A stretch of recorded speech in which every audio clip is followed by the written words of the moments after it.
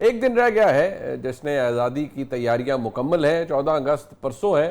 پورا پاکستانی دنیا میں جہاں جہاں ہے یوم آزادی کو بڑے پرجوش طریقے سے مناتے ہیں. پاکستان کے اندر سیاسی معاملات ہمیشہ ہی ترشی کا شکار رہے ہیں اور اس کے اندر ایک ایسی سچویشن ہمیشہ ڈیولپ ہوتی رہی ہے جہاں ایک تناؤ سیاسی جماعتوں کے مابین اور پاکستان کی مقتدرہ اور سیاسی جماعتوں کے مابین رہا ہے. آج جو سچویشن ہے وہ بڑی عجیب ہے.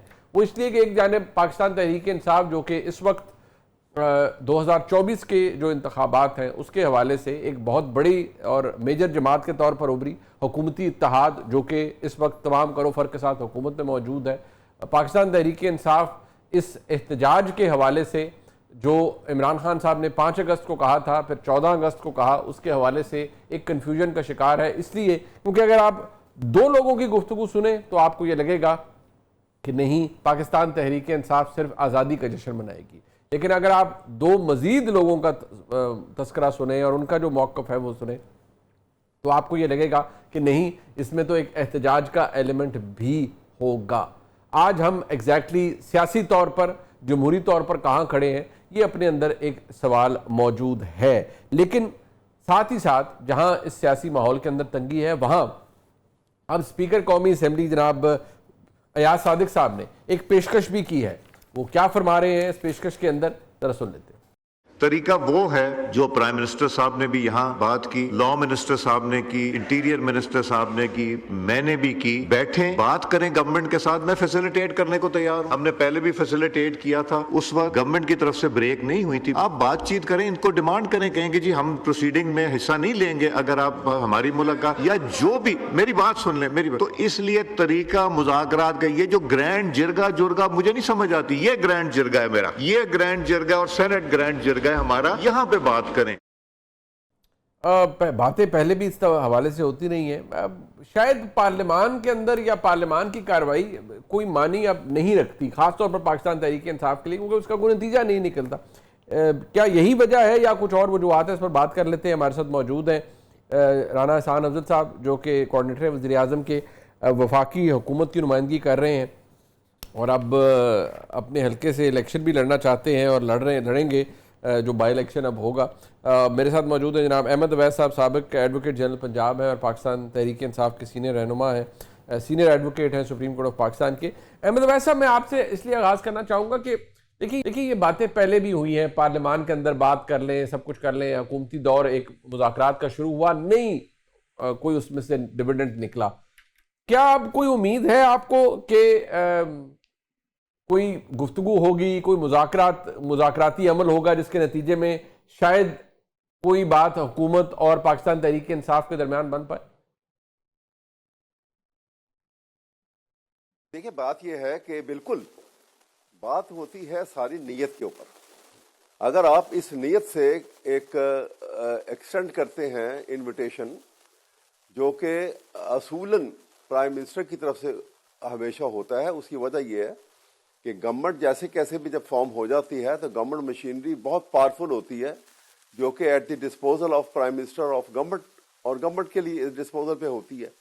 اس لیے میگنینمٹی ہمیشہ جو ہے وہ حکومت کو دکھانا ہوتی ہے. آپ پچھلی حکومتوں میں جب بھی ایجیٹیشن ہوئے ہیں تو آپ دیکھ لیجئے, ایون بھٹو کے زمانے کا اگر آپ دیکھ لیجئے کہ وہ ایجیٹیشن جو تھے وہ بھی الیکشن کے ریگنگ سے شروع ہوئے تھے, اور پھر جب وہ بڑے زیادہ بڑھ گئے تو پھر ان کو بھٹو صاحب کو باقاعدہ خود جو ہے وہ ٹی او آر بنائی انہوں نے اور اعلان کیا اور انوائٹ کیا, اور اس کے نتیجے میں باقاعدہ نیگوسیشن شروع ہوئی اور کامیاب بھی ہو گئی تھی. یہ الگ بات ہے کہ بعد میں مارشل لا آ گیا. تو اس لیے یہ کہنا کہ ہے آپ کسی سے کبھی کوئی لا منسٹر ایک فکرہ بول دیتا ہے اپنی اسپیچ میں پارلیمنٹ کی, کبھی اسپیکر صاحب کو ایک لفظ بول دیتے ہیں, کبھی اس طرح بھی ہوا ہے. کوئی ہر چیز کے کوئی اپنے مینرز ہوتے ہیں, کوئی طریقہ کار ہوتا ہے. اگر یہ پراپر طریقے سے, اور پھر جب ہم نے شروع کی, آپ کو میں یہ یاد دلانا چاہوں گا کہ دسمبر 2024 میں پہلی دفعہ یہ نیگوسیشن کا سلسلہ شروع ہوا جی, جس کا آغاز بھی جو ہے عمران خان نے خود کیا تھا. اڈیالہ جیل میں ملنے گئے اور وہاں پہ انہوں نے 6 رکنی ٹیم اناؤنس کی اور کہا کہ یہ ٹیم جا کے ان سے ملے گی, اور وہ ٹیم جب اڈیالہ جیل سے باہر نکلی تو پہلے تو ان کو وہیں گرفتار کر لیا گیا, پھر اس کے بعد وہ رہا ہوئے, अगले दिन जाके वो मिले और मिलने के बाद ये वहां पे बड़े अच्छे माहौल में स्पीकर के चैम्बर में मुलाकात हुई और अच्छे माहौल में मुलाकात हुई और वहां ये फैसला हुआ कि भाई आप अगली मुलाकात जो है वो 2 जनवरी को होगी इस साल की। और उस मुलाकात में आप ये जब गए तो वहां पे उन्होंने कहा कि आप ऐसे करें कि आप तहरीरी अपने मुतालबात ले आएं और हम उसको यक्का बाद दीगरे सबको देखेंगे, गौर करेंगे और उसकी नतीजे में पहुंच जाएंगे। और वहां पे ही ये फैसला भी हो गया कि अगले दिन वो प्राइम मिनिस्टर से इमरान खान से मीटिंग करवाएंगे अपनी टीम की कि ये उनसे मशवरे के बाद तहरीरी मुतालबात लेकर आएंगे और उसके बाद आगे बाकायदा मुज़ाकरात शुरू हो जाएंगे।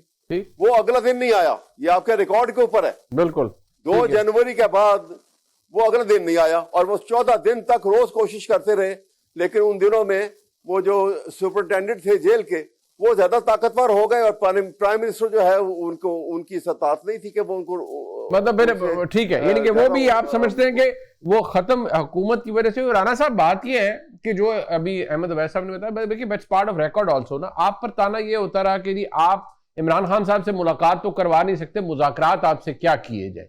तो अब भी यही होगा कि अगर बैठ जाएंगे तो स्पीकर साहब ने तो फरमा दिया है कि नहीं बैठ जाएं, but fact of the matter ये कि मुलाकात आप फिर नहीं करवा पाएंगे।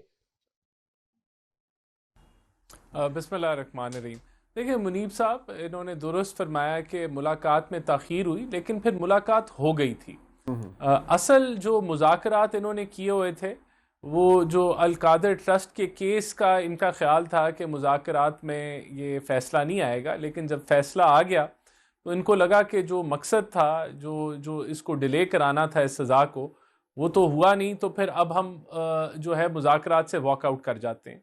और आपको याद होगा कि तब भी हुकूमत ने कहा था कि हम इंतज़ार करेंगे, इनकी अपनी डेडलाइन ख़त्म होने से पहले ये मुज़ाकरात से वॉकआउट कर गए। मुलाकात ताख़ीर से हुई, मैं तस्लीम करता हूँ, लेकिन फिर हो गई थी। लेकिन एंड में फिर ये हम वेट करते रहे और उठ के चले गए।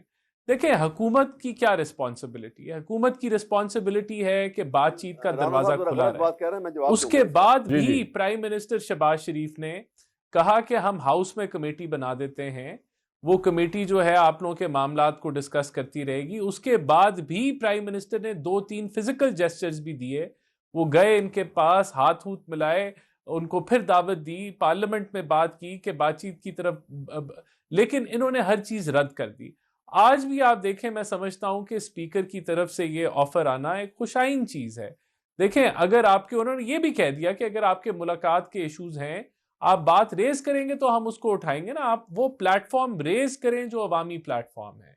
अवामी प्लेटफॉर्म वही है, ये पार्लियामेंट है, सेनेट है, उसके अंदर कमेटीज हैं।